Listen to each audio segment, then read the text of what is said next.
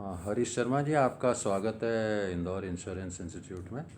आप काफ़ी एकेडमिक्स अच्छा रखते हैं और जैसा कि मैंने आपको बताया था कि इंदौर इंश्योरेंस इंस्टीट्यूट द्वारा एक वेबसाइट बनाई गई है जिसका नाम है indoreinsuranceInstitute.com। और उस पर हम कोशिश कर रहे हैं कि तमाम जो सब्जेक्ट्स हैं उनके क्वेश्चन आंसर सभी लोगों को मिलें। और आप जैसे महानुभाव जो काफ़ी अच्छा नॉलेज रखते हैं, हमें कंट्रीब्यूट करें क्वेश्चन आंसर हर सब्जेक्ट के लिए, जिससे एक तरह से क्वेश्चन बैंक बने और सभी को घर बैठे सेल्फ लर्निंग का ये प्रोग्राम मिले। तो मैं सिर्फ थोड़ा आपसे ये समझना चाह रहा हूँ कि ओरिएंटल में आपकी काफ़ी स्टैंडिंग रही है, तो क्या आप वो हमारी वेबसाइट देख पाए हैं? आदरणीय वतनानी जी, नमस्कार। हमारे सभी साथियों को भी नमस्कार।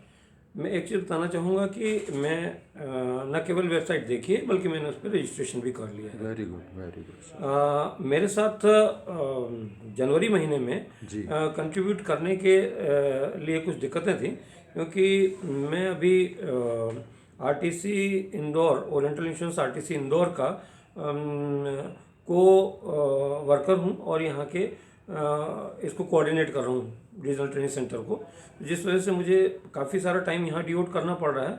और इसके साथ साथ में मैं इंदौर नगर राजभाषा कार्यान्वयन समिति का शेडो सेक्रेटरी हूँ। Very good. तो उसकी वजह से मुझे इंदौर के 20 पब्लिक सेक्टर अंडरटेकिंग्स को कोऑर्डिनेट भी करना पड़ता है, उनके प्रोग्राम्स को भी कोऑर्डिनेट करना पड़ रहा है।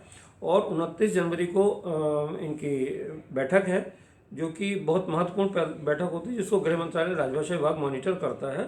तो उसके लिए काम करने की वजह से मैं जनवरी में ये काम नहीं कर पाया। आपने मुझे पहले भी बताया था कि ये करना है, लेकिन अपनी व्यस्तताओं की वजह से मैं नहीं कर पाया हूँ। क्वेश्चनर जो माइक्रोसॉफ्ट फॉर्म्स पे क्वेश्चन कैसे तैयार करते हैं इसका मुझे पूरा अंदाजा है। जी। माइक्रोसॉफ्ट फॉर्म्स पे मैं क्वेश्चंस तैयार करके और आपको दूंगा भी। जी जी।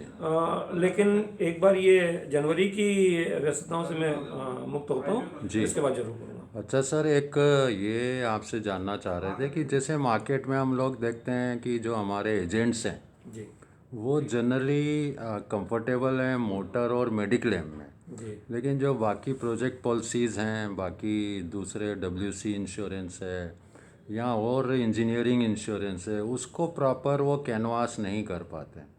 तो आपको लगता है कि इंदौर इंश्योरेंस इंस्टीट्यूट से अगर उनको ट्रेनिंग दिलाई जाए और रेगुलर वे में उनको ट्रेनिंग से जोड़ा जाए तो वो अपने लिए भी और कंपनी के लिए भी ज़्यादा इफ़ेक्टिव हो सकते हैं, मार्केट में लोगों को कन्विंस कर सकते हैं और इस तरह हमारा इंश्योरेंस का बिज़नेस जो है डीप लेवल तक जा सकता है। आदरणीय वतनानी जी, इसमें एक डार्कर साइड है। डार्कर साइड ये है, मैं चूंकि ब्रांच मेजर रहा हूँ, डिवीजन मेजर रहा हूँ, सीनियर डिवीजन मेजर रहा हूँ मार्केटिंग में। मैंने लगातार काम किया है, करीब 20 साल का मेरा मार्केटिंग का एक्सपीरियंस है।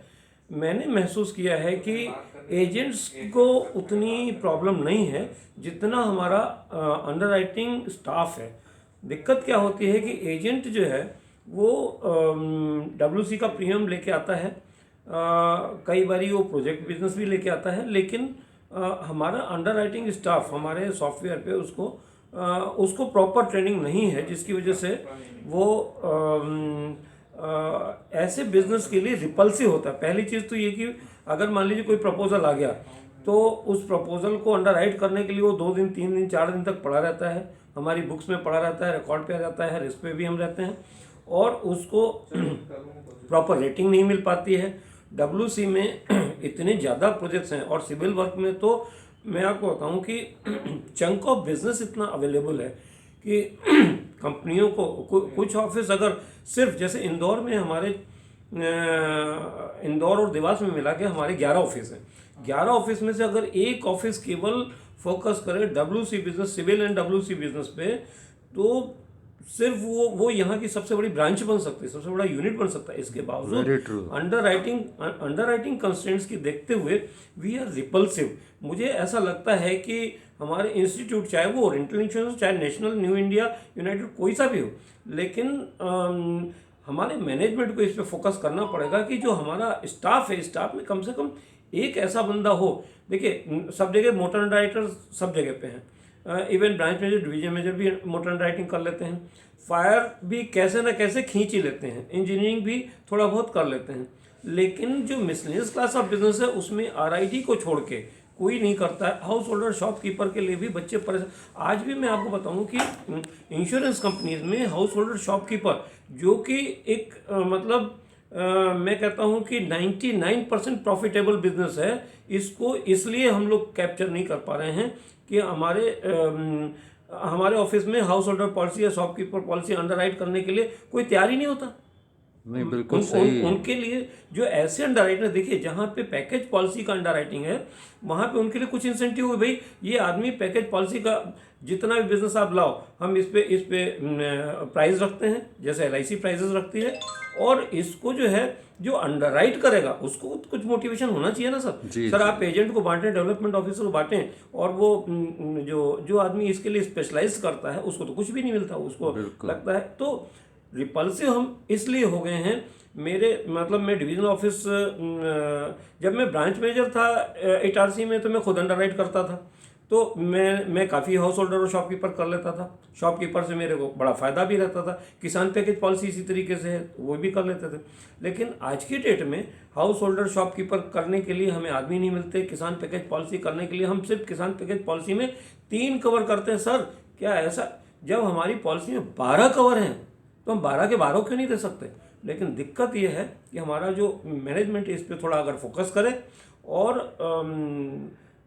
वो हमारे अंडर राइटर्स तैयार करें, उनको कुछ इसमें मोटिवेशनल इंसेंटिव दे, तो निश्चित बात है कि ये बिजनेस बहुत बड़ा है और कंपनियों को भी प्रॉफिट होगा। प्रॉफिटेबल 99% प्रॉफिटेबल बिजनेस है। आप लॉस उठाते हैं लेकिन लॉस मेकिंग बिजनेस कर रहे हैं। जी, आपने बिल्कुल दुरुस्त फरमाया सर, और आपकी ये जो थॉट्स हैं वो हम इस वीडियो द्वारा अपनी चैनल पर ज़रूर दिखाएंगे, जिससे मैनेजमेंट भी फ़ायदा ले और अपने स्टाफ को भी ट्रेनिंग से जोड़ें। बहुत बहुत धन्यवाद sir, thank you very much. धन्यवाद।